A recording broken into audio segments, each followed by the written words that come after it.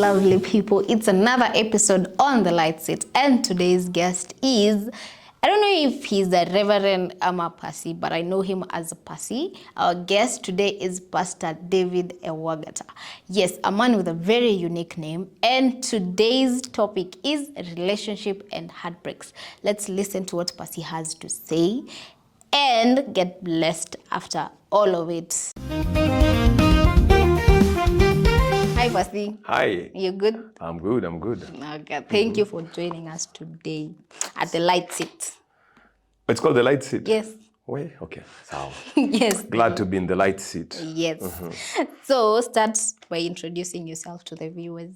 Oh, my name is Pastor David Ewagata, and I'm happy to be here. I serve as Director for Youth Leadership Development at Park University, and what else? I'm a pastor at True North Church and lead a ministry called YHub Networks. And I love the Lord. Yeah, and I'm married. Very important. So today's topic is on relationships and heartbreaks.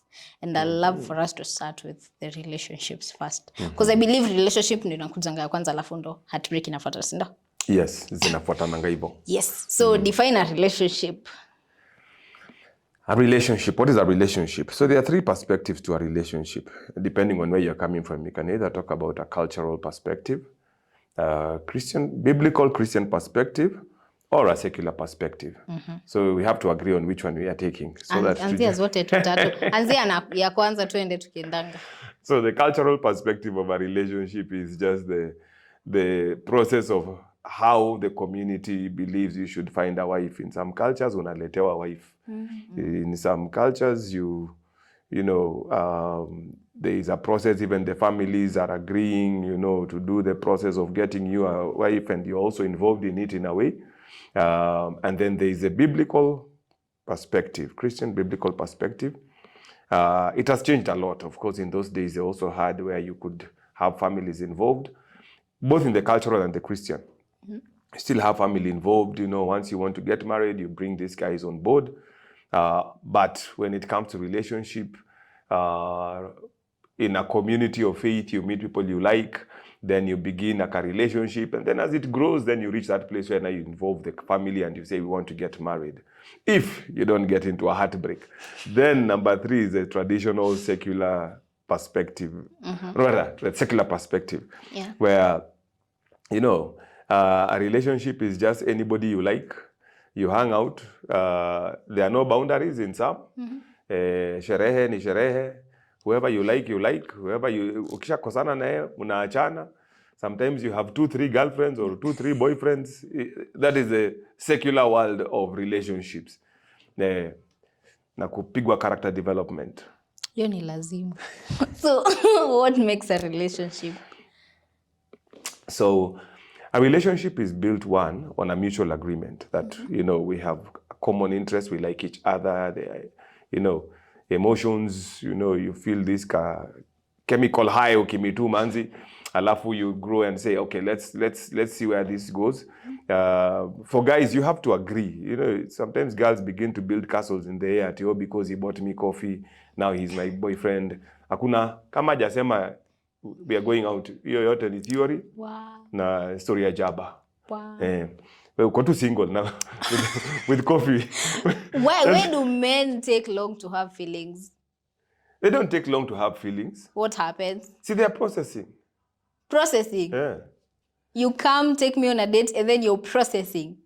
Sasa unataka ni process bila kupeleka date. Ningejuaje unakaaje, story inaenda wapi? See, it's part of the process of getting to know you. Okay, sorry.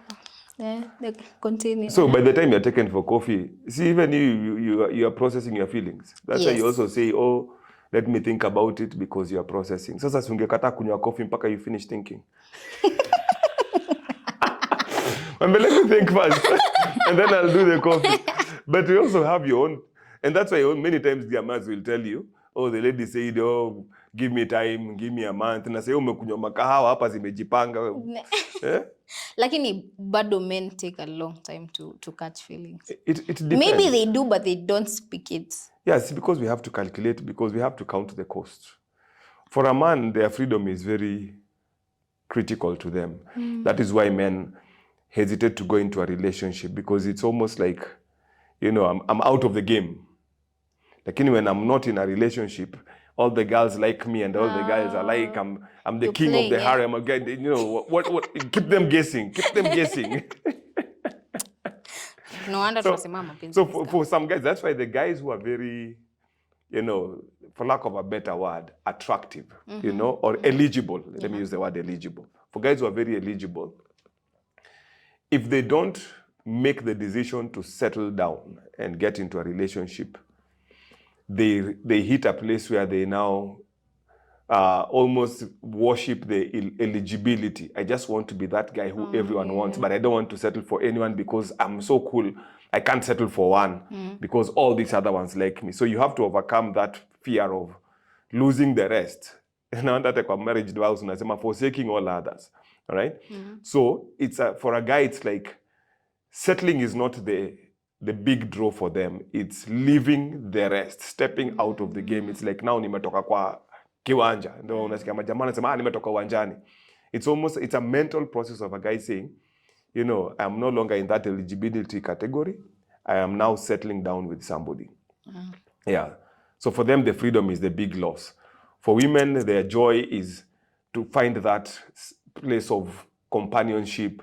You want to nurture. So for you, it's a natural thing to want. Immediately I see a guy I like.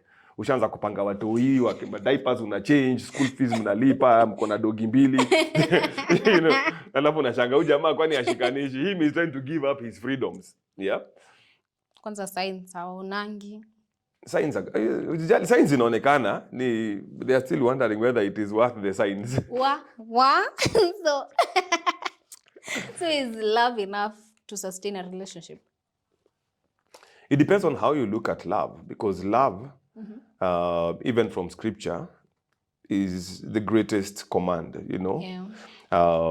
And there is literally any act, whether it is of service, whether it is helping, whether it is equipping, discipling somebody, training somebody.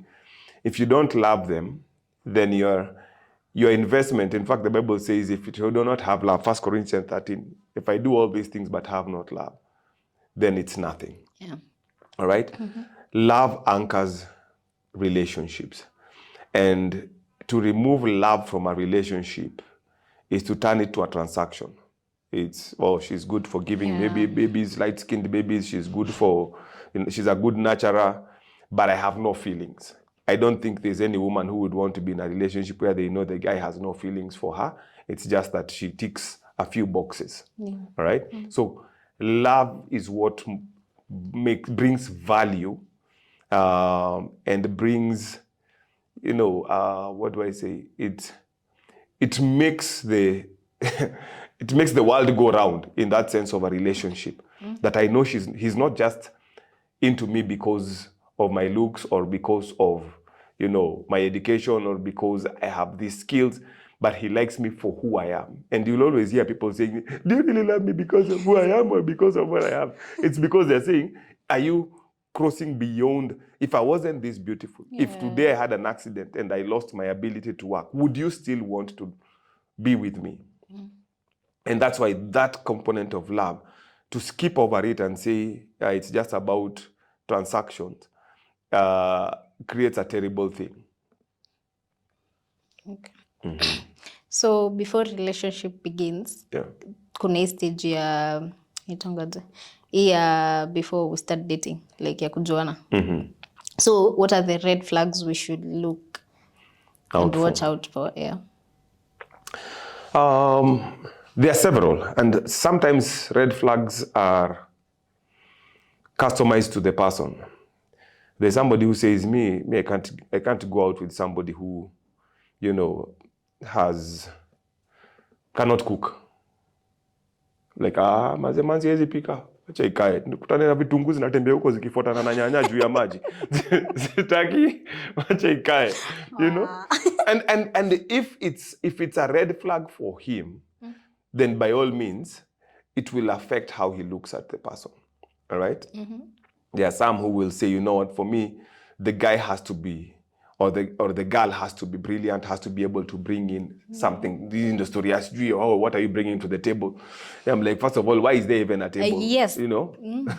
But we've become transactional. Yeah. So, and also we are looking at, there are certain things, but there are red flags like, how many relationships has this guy been in?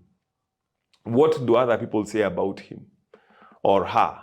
What is the narrative? And that's why before you get into a relationship, you have that stage of knowing each other, of interacting. It's called the socialization stage. Yeah. So you just hang out with the person. That's the best time to know the person. In fact, the best time to know a person is knowing them when they are not interested in you. So you're in school like this, you're meeting the person in a class, you're hearing his comments to, a discussion, you're hanging out after class, you're going to maybe lunch, you're hearing the conversations he's having, you're looking at the company he's keeping, you're looking at, and then you get to probably hear him talk about his family, and, as you talk, you're like, oh, we have 4 kids, this is our experience. And as you listen to the person, okay, this is the background of this person. This is the temperament of this person. These are the habits. These are the kind of company he keeps. This is what he says about girls in a safe environment. There are those 2 words in a drop you hapo hivyo. Unasikia tu, okay. And immediately, that either becomes a green flag. If you hear a guy saying, I just want, ikifika tu 25, 26 hapo, I just want to settle down. Sitaki hizi mambo za kimbia. I want to marry before I make money, because I don't want somebody to like me because of the money. Yeah. And you're like, okay. Yeah? Alafu kuna mwingine anasema, mimi nataka kuchafua. Kabla ni settle. Hilo hisambu nitakuwa nimepanguza na duster. Yeah. And he may be saying it just because that is the kind of conversations that he's having with his friends, but immediately it gives you a cue. Mimi ndo nitakuwa natumika kupanguza roho isambu ama is this guy serious? So those are the red flags. Or me, I don't want to get married. I may just live with a girl. Now, as in your heart, you're like, we have to get married. And you hear, by the way, this is not the first girl he's, staying with in his space.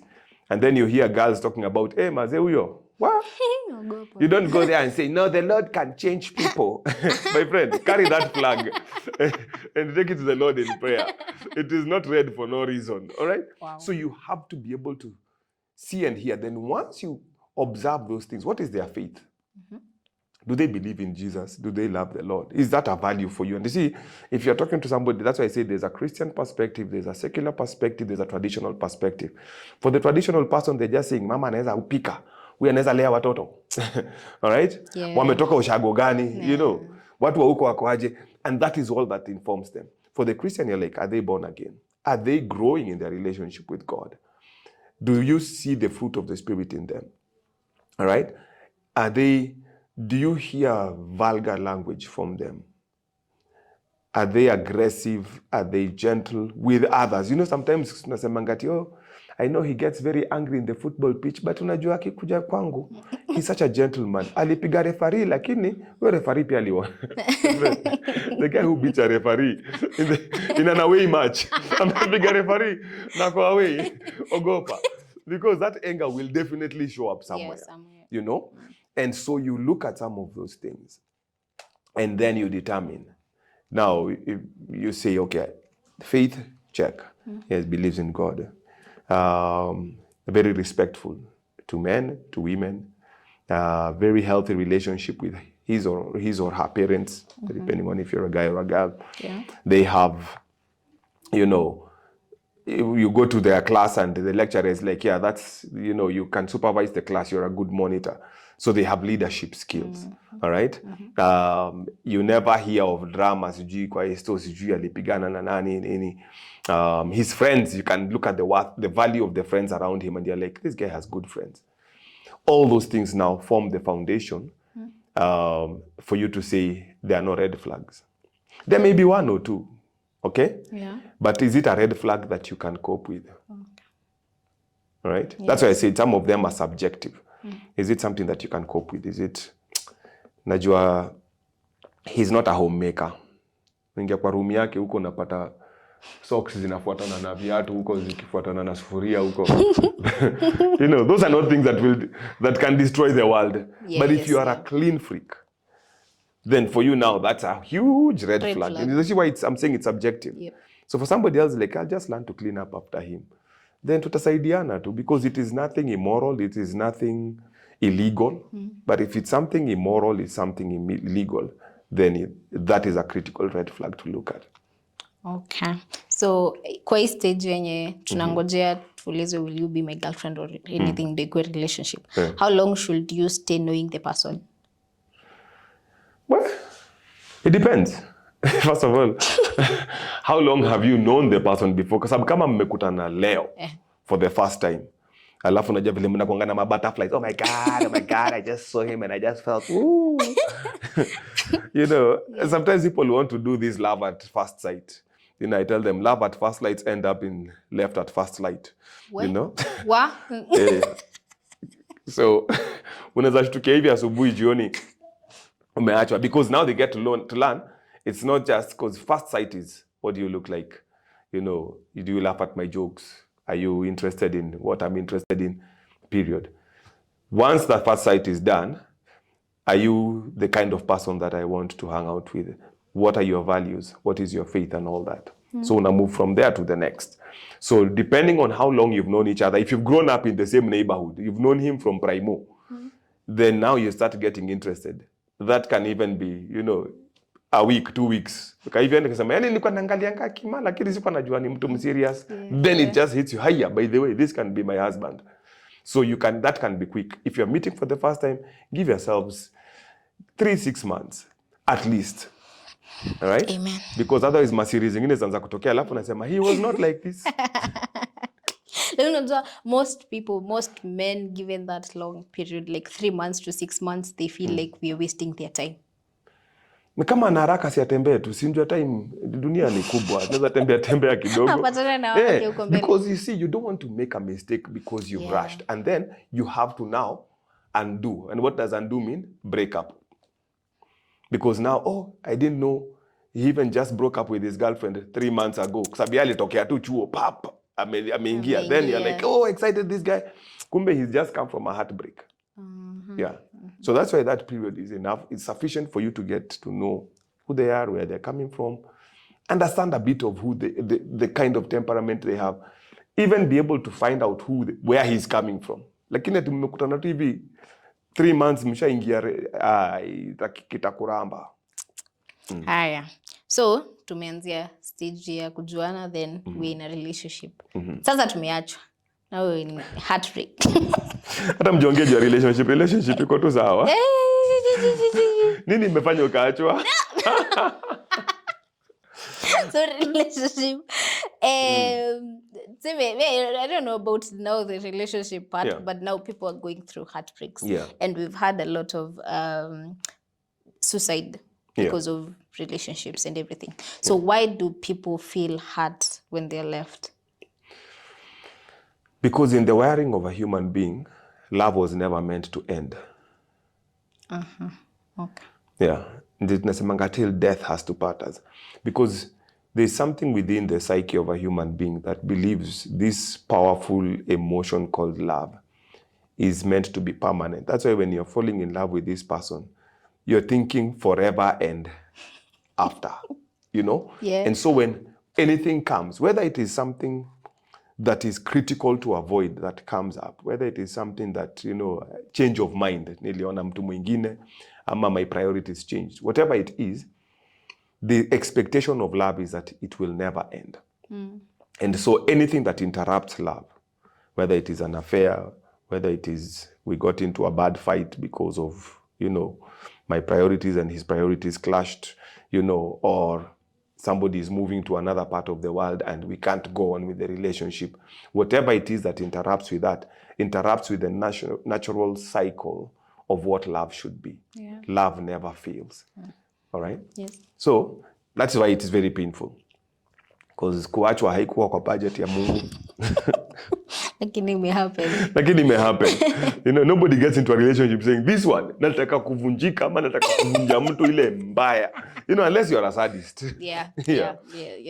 So, how do you heal from relationships zenye zinaishanga tu once, like without closure? There's no that small talk here why he's leaving or she's leaving. How do we heal from that?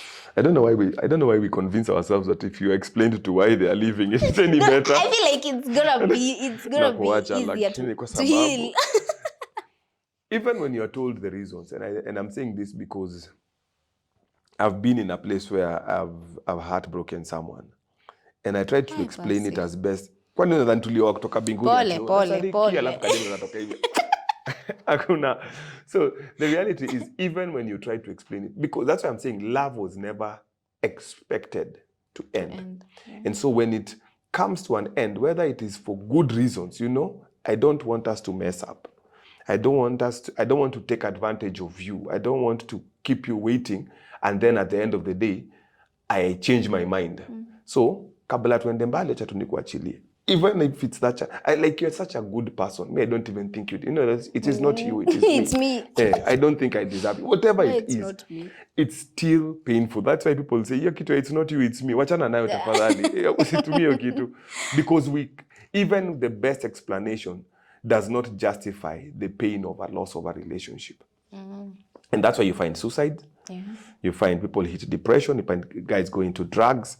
Because somebody is just like, I can't stay to imagine. Because it also evaluates who you are. You're looking at yourself and saying, I'm not that beautiful. I'm not that deserving. I'm not attractive. How can he live? Why did he have to leave? Why did she walk away? Is it because I'm not wealthy enough? Am I not handsome? You know, and all those questions. And maybe at the back of your mind, you're already struggling with esteem issues. It just digs a hole. So it makes it worse when there's, like you're saying, there's no explanation. A guy just bounces and switches off and, you know, blocks you on all things. It makes it worse because now every reason could be the reason. But at the end of the day, you have to come to a place where you say, okay, whatever the reason, I need to understand that I am still valuable. And that's why for me, there is the biblical perspective of how I look at relationships is, I know there's a God who loves me above this.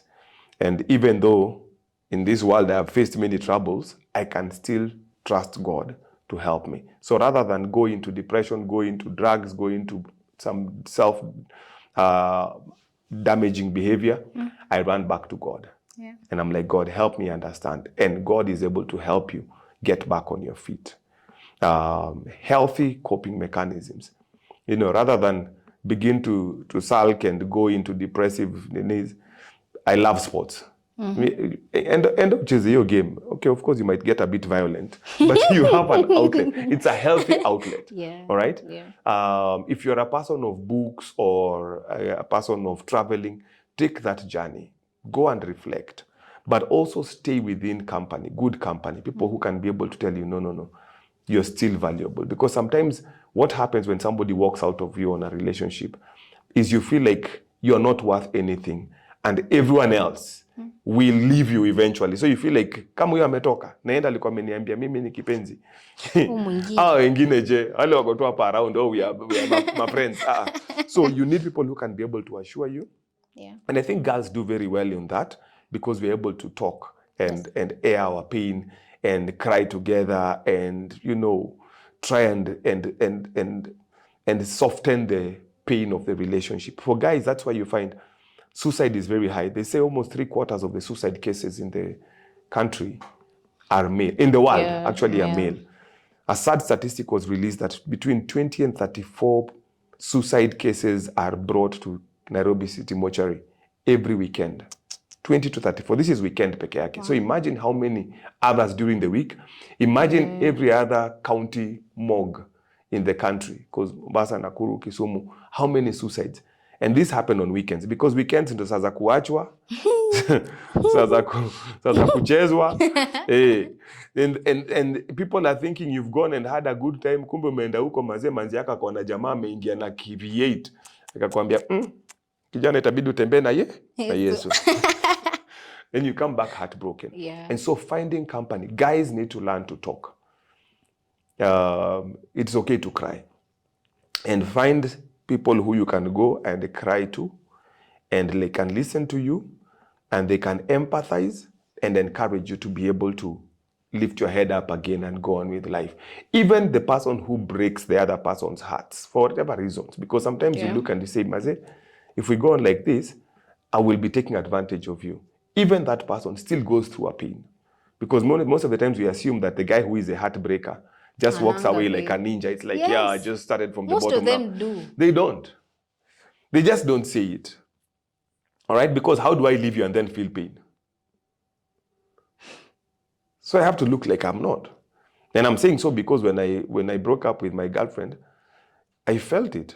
And I was like, wait. And then you're used to, nikiamka asubuhi, ka text kamengia. This is my routine. She's part of your life. Yeah. And then suddenly she's not there.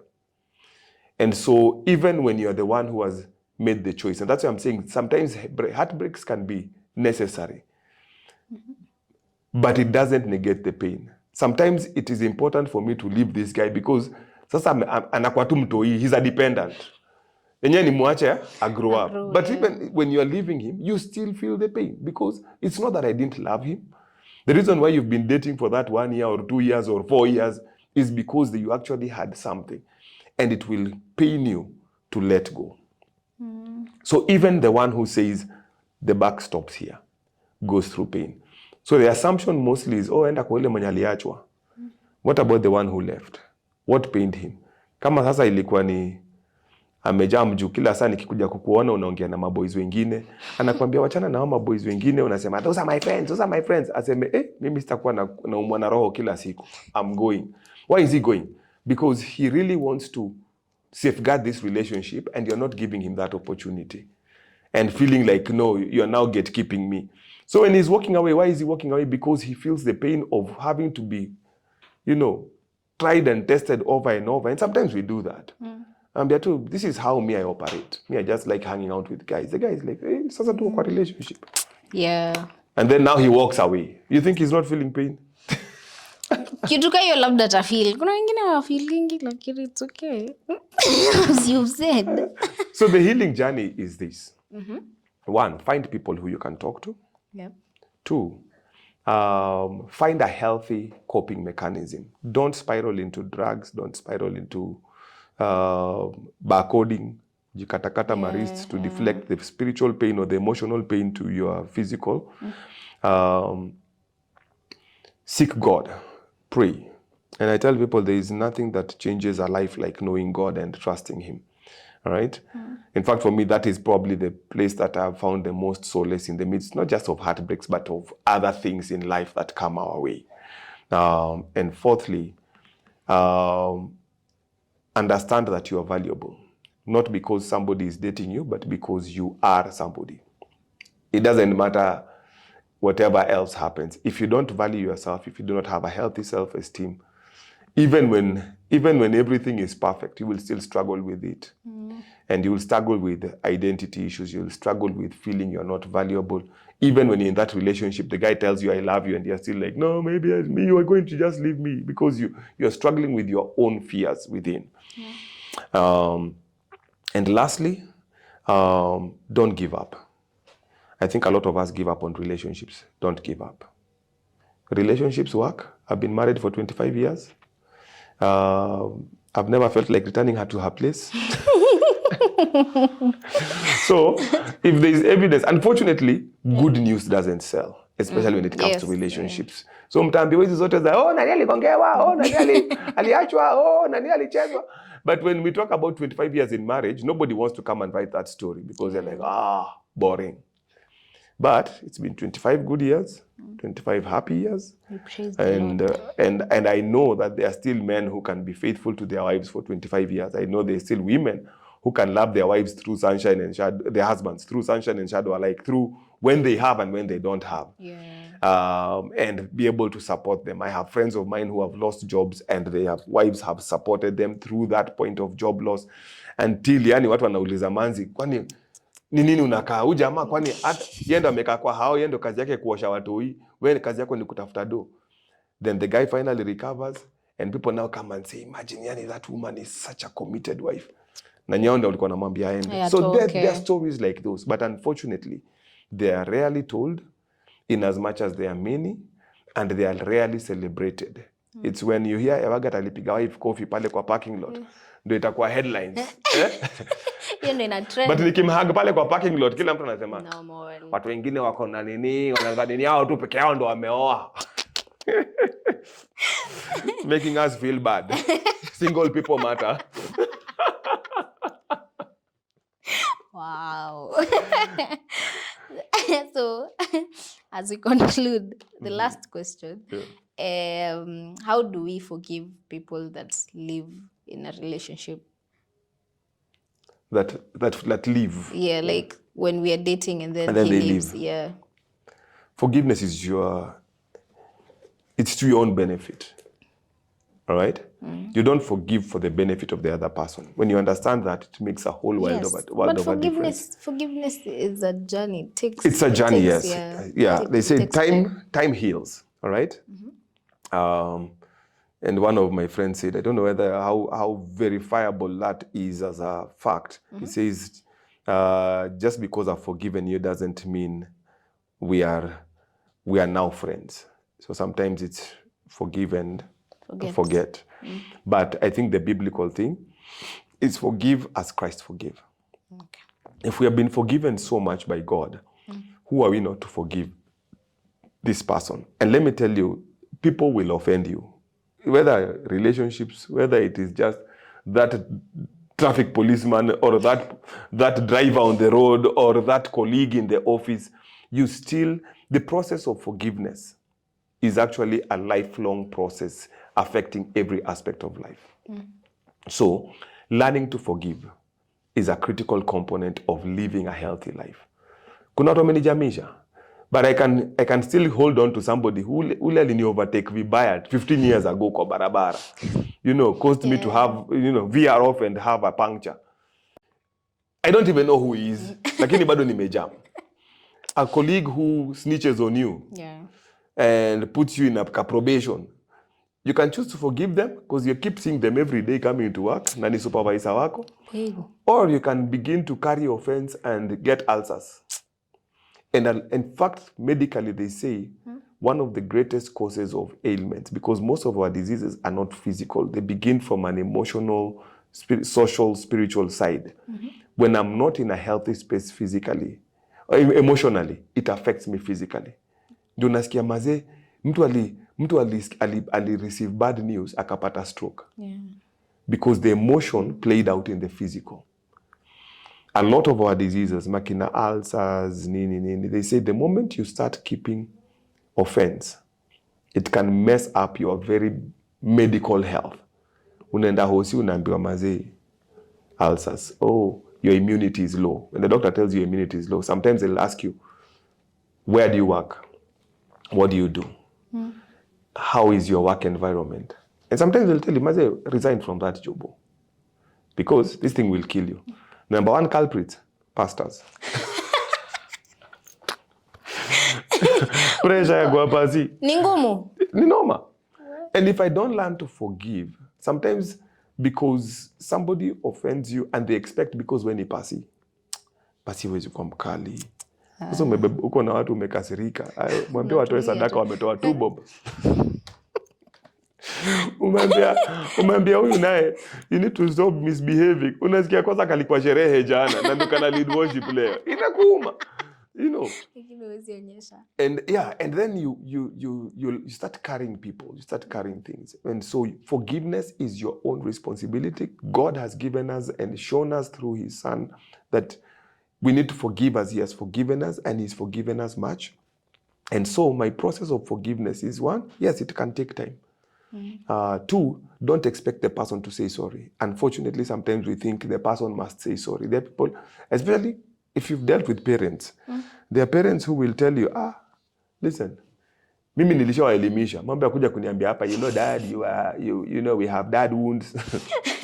Unakwambia mlikuwa mnakula, mlikuwa mnalala kwa nyumba. Hizo zingine zote pelekeni. So you need to be able to forgive for yourself. Yeah. And I'm saying this because I've dealt with my dad and the battles I had with him. And I had to reach a place where I said, you know what? I love you as my father, not because of anything else, but because you're my father. And two, you're valuable to me. I'll never have another father. Yeah. So forgive as Christ forgave you, but forgive because it's of benefit to you. Number three, forgive even if the person doesn't say sorry. And forgive and take time to heal. It takes a process. Yeah. God bless you.